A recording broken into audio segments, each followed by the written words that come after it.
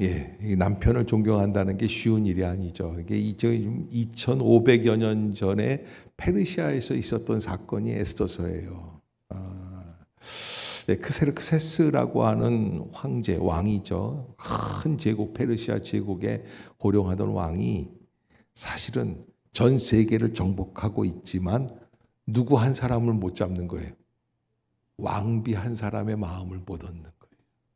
그러니까 여러분, 크세르크세스가 그 다음에는 지리멸렬하게 돼 있어요. 네, 역사에서 사라지게 돼요.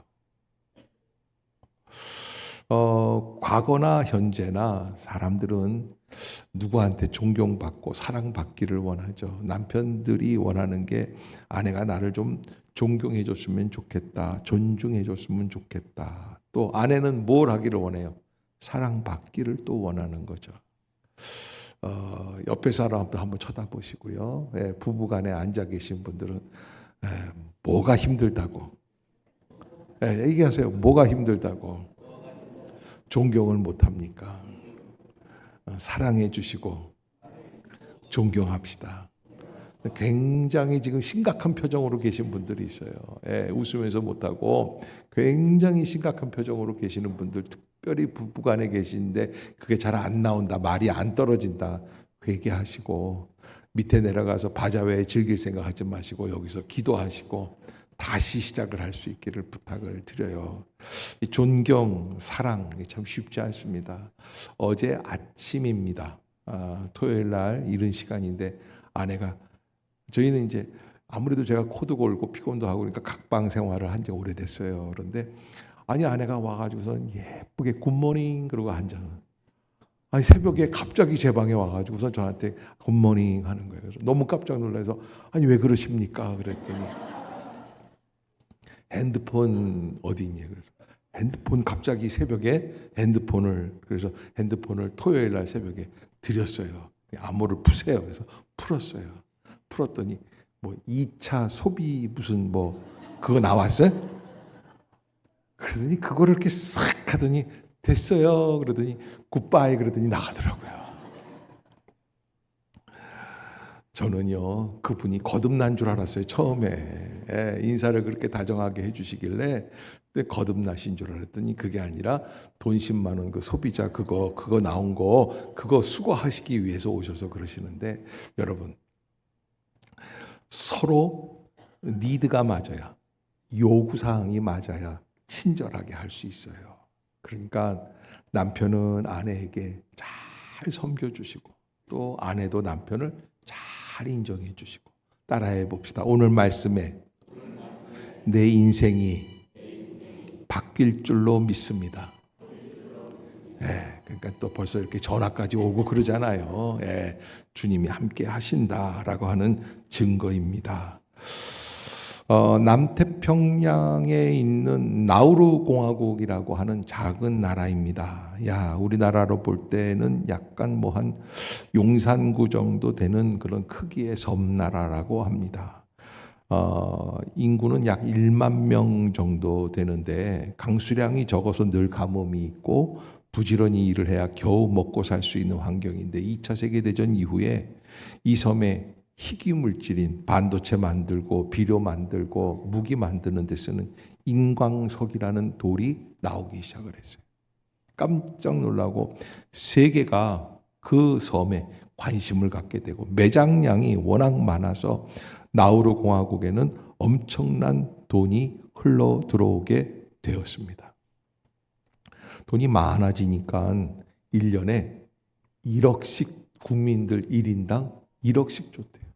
세상에 우리나라는 10만 원만 줘도 아내가 와가지고서는 핸드폰을 뺏어서 그걸 하는데 1억씩 주는 거야. 1억씩.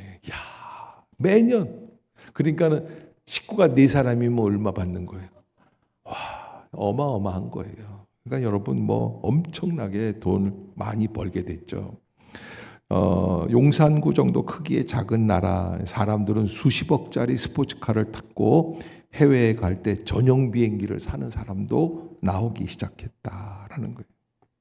몇백 메다도 안 되는 거리도 차를 타고 다니고 집안의 모든 일은 외국인 노동자를 데려와 시키기도 하고 공무원까지도 외국에서 데려왔다. 그런데요, 비극이 있어요. 인광석이 점점 줄어들어 떨어져 가고, 그래도 사람들은 소비를 줄이지 않았고 나라에서도 대책을 세우지 않았다. 결국 지난 20년 전 2003년에 인광석이 모두 고갈되었다. 그래서 아주 비참한 일들이 벌어졌대요. 그 고급 수경차 다 길거리에 버리게 됐다는 거예요. 풍부한 자원으로 세계 최고의 부국이었던 이 나라는 이제 세계 최고의 빈국 중 하나가 되었다라고 하는 겁니다. 사람은 가장 축복받은 시간에 가장 어려운 시간을 기억해내지 못합니다. 인생의 문제는 거기에 있습니다. 오늘 2500년 전에 페르시아 왕국에서 여기 나와 있는 이 왕과 왕비의 문제들, 크세르크세스라고 하는 이 황제가 큰 전쟁을 일으키고 많은 사람들을 좌지우지할 수 있는 생사여탈권을 갖고 있는 그런 왕입니다. 그런데 그럼에도 불구하고 그는 그 모든 권한을 가지고 자기 만족, 자기 욕심대로 행동하다가 나중에는 쓸쓸히 역사의 뒤안길로 사라지게 됩니다. 오늘 나오는 이 와스티라고 하는 여인도 마찬가지입니다. 그는 세계 최강국의 왕비입니다. 모든 권력을 가지고 있고, 그런데 갔다 보니까 이런 생각이 드는 거예요. 180일을 남편이 잔치를 세계적으로 모든 부국에 있는 모든 귀족들을 다 불러다가, 여러분, 한 나라에서 180일을 잔치를 벌이면 어느 틈으로 뭐가 전쟁이 날지 알지 못해요. 그래서요, 이 전쟁하는 동안에 각 나라 주변 국가들의 국방부 장관을 다 불러요. 왕들을 싹 불러요. 집에 못 가게 해요. 왜? 전쟁이 날지 모르니까. 그렇게 해서 180일을 채우는 거예요. 그런데 그렇게 떵떵거리면서 살고 있는 왕인데, 왕비도 최고의 권력을 갖고 있지만 자기가 권력을 갖고 있다가 보니까 자기 자신의 존재의 정체성을 망각하는 거예요. 뭐예요? 자기가 이만큼 왕비가 된 것도 있는데 더한 권력을 갖고 싶어. 그게 뭐예요? 왕이 불러도 안 가면 되는 거예요. 그러니까 여러분, 그 2% 부족한 걸 채우려고 할 때 문제예요. 2% 부족한 거. 요거까지도 한번 해봤으면 좋겠다. 따라해 봅시다. 욕심은 재앙을 부릅니다. 조금만 더 가지려고 할 때. 그때 그게 문제예요. 락펠러라고 하는 사람이 세계적으로 제일 큰 부자라고 하는데, 이 사람이 돈을 많이 버는 거예요. 30살 때는 이미 큰 부자가 되고, 40살 때는 미국의 제일 큰 부자가 되고, 50살 때는 세계적인 제일 큰 부자가 되는데, 물어봤대요, 기자들이. 언제까지 돈 벌 거냐 그랬더니 조금만 더 벌면 된다. 야, 그거 무서운 얘기예요. 여러분, 혹시 그런 마음 때문에 주님 앞에 나오지 못하고 주님께 헌신하지 못하는 그런 분은 안 계신가 모르겠어요. 조금만 더 채우면 되겠다라는 생각 때문에. 왕비가 자기 권력이 어느 정도 되는가? 왕이 불러도 안 가도 되는 권력은 아닌가? 시험해 보고 싶었겠죠? 안 갔어요. 어떻게 됐어요? 패비가 되었어요. 그냥 떨어지는 거예요. 그리고 이 왕을 중심으로 해서 그 여인 하나를 패비를 시키고, 그리고 남자들이 모여서 아주 치사하죠. 여기 보면은 이제 이 19절, 20절 왕비를 자른 다음에 그 다음에 하는 일들이, 왕이 만일 좋게 여기실진데 와스티가 다시는 왕 앞에 오지 못하게 하는 조서를 내리되 이혼 서류를 주라는 거예요. 이게 남자들이 할 짓이 아닌 것 같은데, 바사와 메대의 법률에 기록하여 변개함이 없게 하고 그 왕후의 자리를 그보다 나은, 여러분, 사실 이 법률로 서류로 할 일보다는 마음으로 해야 할 일들이었는데 그게 잘 이루어지지 않았다 생각이 듭니다. 그리고는 그렇게 다 해놓고는 뭐라고 그러냐면 왕의 조서가 이 광대한 전국에 반포되면 귀천을 막론하고 모든 여인들이 그들의 남편을 존경하리다. 지금 이 에스더서 세 번째인데 제가 세 번째 여러분들에게 말씀을 드리는데, 우리가 역사를 살아갈 때, 우리가 살아가는 현재의 삶을 살아갈 때 조심해야지 되는 게 뭐냐? 이 역사는 내가 주인공이 아니에요. 아멘. 아멘. 누가 주인이에요? 하나님이 주인. 아멘. 여러분 잊지 마세요. 교만하지 마세요. 말씀 앞에 겸손하세요. 하나님의 섭리 앞에 순종하세요. 내가 주인이라고 생각을 하고 내 마음대로 하는 것, 이거는 좋은 일들이 될 수 없다라고 하는 거예요. 특별히 이 와스디라는 왕비의 마음에 왜 갑자기 그런 생각이 들었는지 모르겠어요. 왜 여러분 그렇지 않겠어요? 그저 지금까지 잘 지내왔었는데 그저 이 왕비가 늘씬하고 예쁘고 그러니까 왕은 그 잔치를 벌리면서 7일간 두 번째 잔치를 벌렸거든요. 그리고 7일간 두 번째 잔치 때 결정적인 클라이막스에 아내의 모습을 쫙 예쁘게 해서 드레스를 입고 원피스를 입고 쫙 한번 와서 한번 환한 미소로 국민들의 마음을 좀 얻으려고, 역사학자들은 이 부분을 가지고 이렇게 얘기를 해요. 아마 크세르크세스 왕은 그 부인의 미모를 통해서 국민들의 마음에 환심을 사고 자기가 지금까지 패배했었던 전쟁을 뒤집어서 다시 한번 더 큰 전쟁을 벌리려고 했다는 얘기가 있어요. 그런 해석이 있어요. 그렇지 않겠어요? 어떻게 하든지 자기 야망을 이루고 싶었는데 그 야망이 여기에서 꺾이는 거예요. 누구 한 사람 때문에? 와스디라는 여자 한 사람 때문에.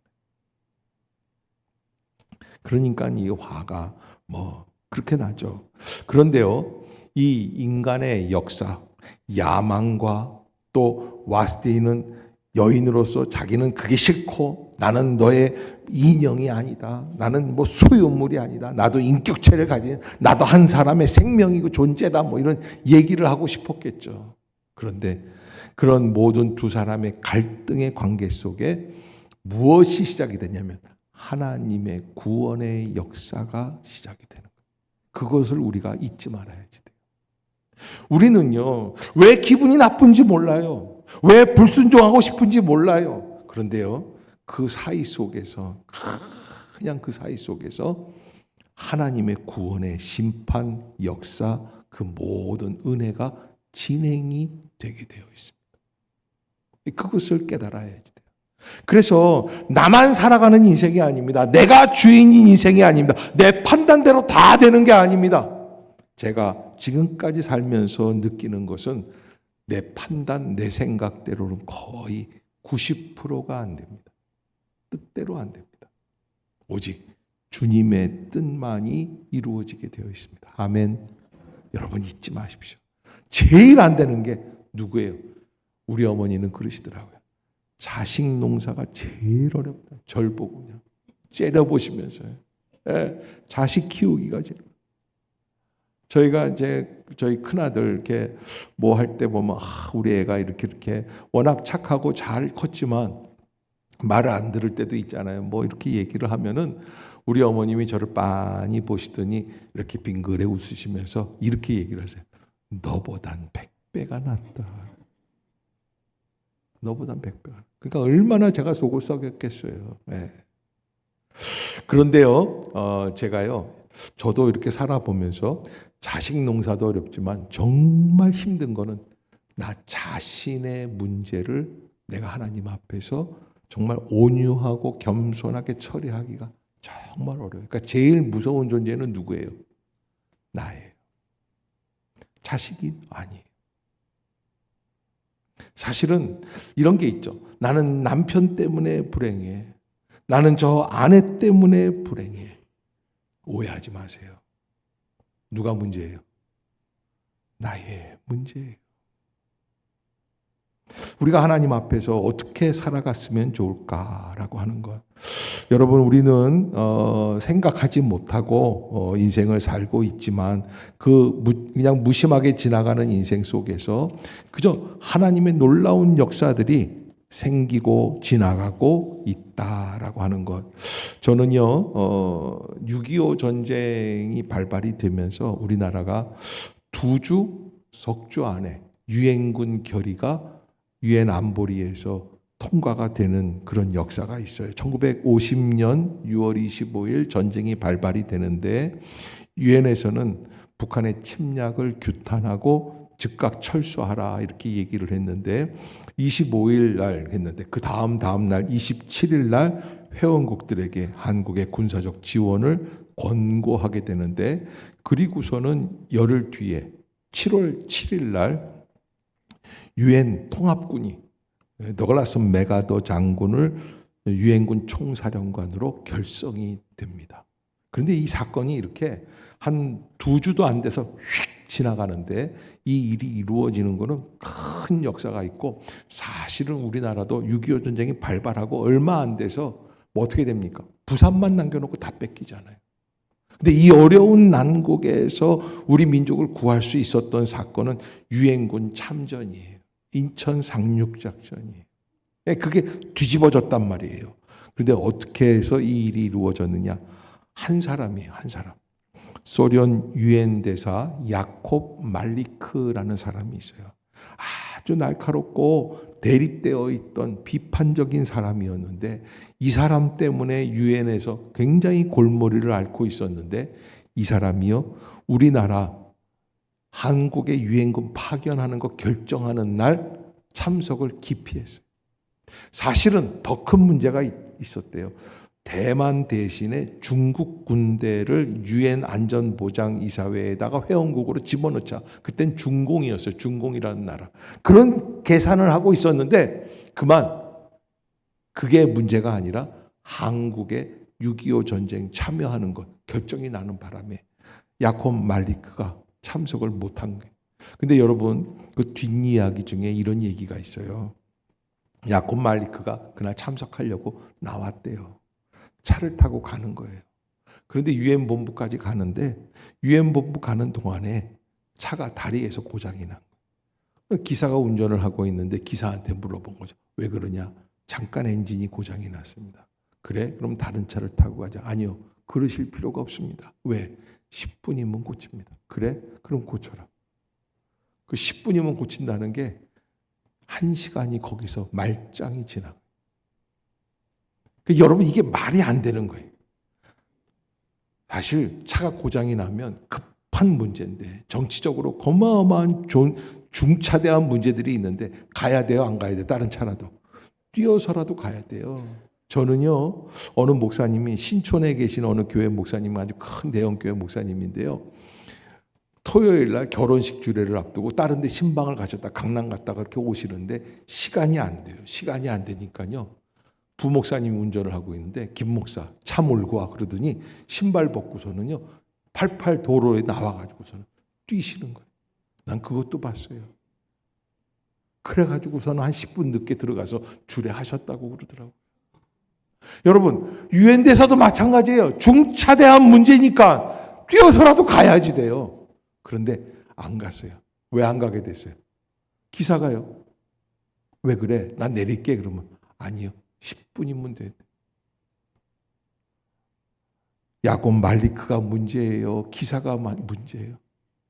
저는요. 하나님의 섭리가 담겨 있다. 오늘 에스더서는 사실은 알 수 없는 사춘기도 아닌데 와스티가 왜 그렇게 부담을 가지고 남편 말에 불순종하고 반항을 했는지는 모르겠습니다. 에덴의 동쪽을 찍는 것도 아니고 왜 그랬는지는 몰라요. 그러나 아무튼 여러분 우리가 한 번 더 생각해 봐야 합니다. 혹시 이 일 때문에 내가 하나님의 섭리 안에서 제외되는 존재는 아닌가라는 거예요. 프란시스 베이컨이라는 사람은 사람을 분류하는데 세 부류로 나눌 수 있다. 첫 번째는 거미같이 있어서는 안 될 사람. 두 번째는 개미같이 있으나 없으나 그만인 사람. 세 번째는 꿀벌같이 반드시 필요한 사람. 이 세 가지가 있다는 거예요. 거미, 개미, 꿀벌. 외우기도 쉽죠? 여러분 한번 생각해 보세요. 나는 거미인가? 개미인가? 꿀벌인가? 여러분 만화 영화에 다 나왔던 거 스파이더맨도 나오고 앤트맨도 나오고 꿀벌맨만 아직 안 나왔어요. 되게 재미있는 얘기인데 여러분 잘 모르시는 것 같아요 지금. 예? 거미는요. 저 베이컨은 이제 뭐라고 그러냐면 게으르다는 거예요. 왜 거미줄만 쳐놓고서 이렇게 기다리고 있다는 거예요. 그런데 사실 거미가 얼마나 부지런한지, 거미줄 치는 게 얼마나 어려운지, 오전에 내가 거미줄을 다 뜯었는데 오후 가니까 또 있더라고요. 그러니까 막 그냥 극성을 부리면서 거미줄을 치는 거예요. 근데 내가 싫어하는 이유 중에 한 가지가 있어요. 거미를 싫어하는 이유는 그렇게 거미줄을 쳐놓는 거는 무엇을 하기 위한 거예요? 잡아먹기 위한 거예요. 그게. 그래서 여러분 그저 잘못된 열심을 갖고 있지 마세요. 남을 넘어뜨리고 남을 죽이고 잘못된 길로 나아가고 자기는 의롭다고 생각을 하면서 꼭 판단하고 정죄할 때 그게 문제가 되는 거예요. 그게 거미 같은 존재들. 개미는 아주 부지런하고 협동심도 강합니다. 그러나 개미의 특징은 지들끼리만 뭉칩니다. 그래서 한번 물어보세요. 스스로에게. 나는 거미인가 개미인가? 그런데 꿀벌은 부지런하고 협동심도 강한 것이 개미와 비슷하지만 그러나 한 가지, 꿀벌은 자기를 위해서 살기는 하지만 의외로 그 달콤한 꿀을 다른 사람들에게 줄 수 있는 축복이 있다는 거예요. 그 이타주의적인 인간. 옆에 사람 한번 이렇게 보세요. 얘기하세요. 좋은 말로 할 때. 남을 위해서 하세요. 예. 좀 가르치는 듯하게 얘기하지 말고 좀 공손하게 얘기를 하고 좀. 예. 거미나 개미나 꿀벌이나 우리가 중요한 것은 한 가지 우리가 좀 잊지 말아야 할 우리의 삶의 방식이 있는데 저는 여러분들에게 부지런함으로 그 삶을 감당해 나가시길 바랍니다. 아멘. 부지런한 마음이 있어야 됩니다. 그래서 골로새서 3장에 바울은 뭐라고 이야기를 하냐면 무슨 일을 하든지 마음을 다하여 죽게 하듯 하고 사람에게 하듯 하지 말라. 이게 무슨 일을 하든지 주님의 일을 하는 것처럼 하라는 거예요. 이런 분들이 있습니다. 야, 내가 주인공만 돼봐. 그러면 그냥 저 여자보단 잘할 텐데. 배우가 하는 얘기겠죠. 그런데요, 여러분 진짜 능력 있는 사람은요, 조연 아니 지나가는 행인으로 나와도 잘해요, 못해요? 잘해요. 최선을 다합니다. 부지런함은 바로 그런 의미이죠. 어찌 되겠지, 내일 할까, 언젠간 할 거야. 그러지 말고 오늘 주신 기회가 은혜임을 믿기에 순종하며 나아갈 수 있기를 주의 이름으로 축복합니다. 거기에 진정한 부지런함, 영적인 부지런함이 담겨 있다라고 하는 겁니다. 부지런한 것은 작은 일에 충성하는 태도입니다.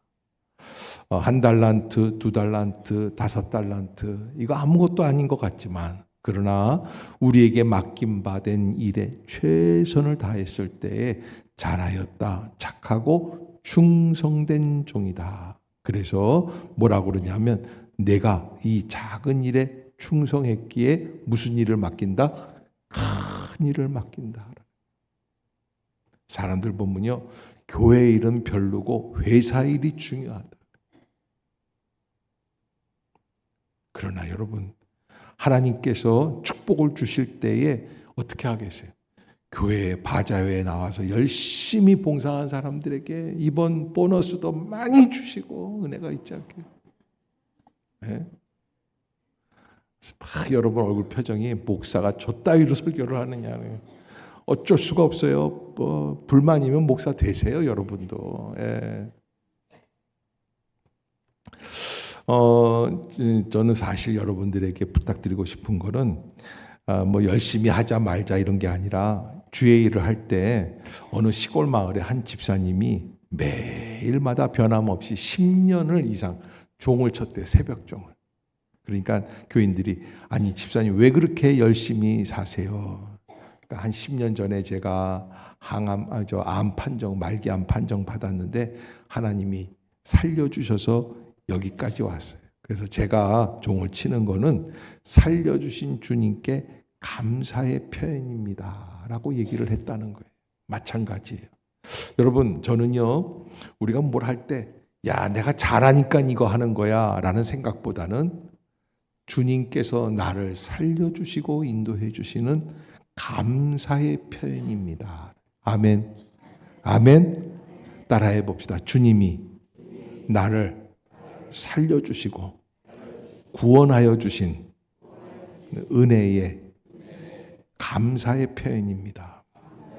이게 부지런함이에요. 여기서 부지런함이 나와요. 내 거를 주는 거지, 내가 하는 거지, 내 능력이지, 그러면요, 벌써 교만하게 되어 있습니다. 최선을 다하는 마음은 어디에 있습니까? 바로 감사의 표현일 때. 더 나아가서 부지런함은 하나님의 때에 하나님의 열매를 맺게 해 주십니다. 여러분 인생에 가장 중요한 거는 열매를 맺느냐 못 맺느냐. 지난번에 저 경상북도 지역을 이제 불이 나가지고 화재 난 지역들을 이게 쭉 돌아봤는데 정말 그 어려운 일들이 많이 있었죠. 그래도 다시 이제 8월, 9월 달쯤에 가서 다시 이제 답사를 하고 격려를 했어요. 그리고 이제 우리 노회에서도 불이 탄 그 교회가 있어가지고 가서 위로를 해드렸는데 많이 회복이 되고 복구가 됐더라고요. 그런데요, 어느 마을을 지나가는데 사과밭이 이렇게 있는 사과가 많이 열렸어요. 그래서 이거 풍년이네요. 그랬더니 목사님, 풍년은 풍년인데 너무 더우니까 꽃이 안 피더라는 거예요. 제가 그래서 이게 더워도 문제구나. 우리는 더우면 열매가 달게 맺겠다 생각을 했는데 너무 더우니까 41도가 넘었잖아요. 너무너무 더웠으니까. 그래서 여러분, 열매를 맺게 하시는 것은 인간의 노력도 중요하지만 무슨 축복이 있어야 될까요? 하나님의 은혜의 축복이 있어요. 은혜의 축복. 그냥 축복이 아니라 은혜의 축복이. 갈라디아서 6장 9절에 바울은 이런 이야기를 해요. 우리가 선을 행하되 낙심하지 말지니 포기하지 아니하면 때가 이름에 거두리라. 따라해 봅시다. 우리가 선을 행하되 낙심하지 말지니 포기하지 아니하면 때가 이름에 거두리라. 아멘. 우리가 선을 행하되 낙심하지 말지니. 여러분, 이 열매는 누가 얻게 해주신다? 하나님의 은혜의 축복만이 이루어지게 하는 거예요. 아무리 인간의 노력으로 아이가 생기는 거나 또 열매가 맺히는 거나 자녀가 앞길이 열리는 거나 다 마찬가지입니다. 엄마가 아이를 과외 선생님을 좋은 선생님을 해서 학원에 잘 데려다 줘도요, 이거 되고 안 되고는 어디에 있을까요? 본인 하기 나름이죠. 네. 어떤 보니까 개구장이 같은 애가 핸드폰을 보는데 아빠가 문을 열면 이게 올라가게끔 돼. 내려가게끔 돼 있나? 그러니까 안 보여. 그리고 문을 닫으면 탁 올라와. 그러니까 엄마는 문을 열면 싹 없어지는 거야. 공부하고 있구나. 또 문을 닫으면 착 나와. 그러면 아무리 학원에 보내도요, 소용이 없어요. 안 돼요.